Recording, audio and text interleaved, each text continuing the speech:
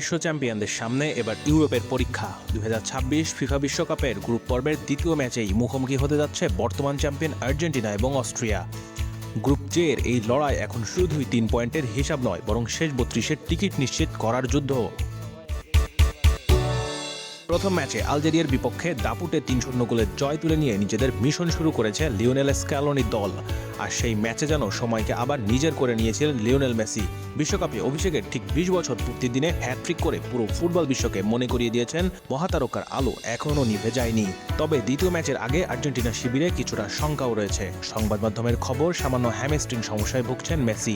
যদিও শেষ পর্যন্ত মাঠে নামার সম্ভাবনা উড়িয়ে দেওয়া যাচ্ছে না। সেক্ষেত্রে মাঝমাঠে রদ্রিগো ডি পল ম্যাচ জয় পেয়েছে প্রায় 28 বছর পর। কাগজে কলমে এগিয়ে অবশ্যই আর্জেন্টিনা, তবে মেসি যদি পুরো ম্যাচ না খেলেন তাহলে অস্ট্রিয়ার হাই প্রেসিং ফুটবল আলবিসেলেস্তেদের জন্য বড় চ্যালেঞ্জ হয়ে উঠতেই পারে। ডালাসের সবুজ গালিচায় তাই অপেক্ষা করছে আরেকটি মহারণ, যেখানে একদিকে বিশ্ব চ্যাম্পিয়নদের অভিজ্ঞতা, অন্যদিকে ইউরোপিয়ান শক্তির নিরন্তর চাপ।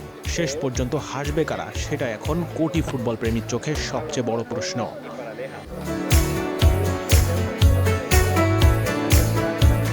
আলিফ খন্দকার, 71।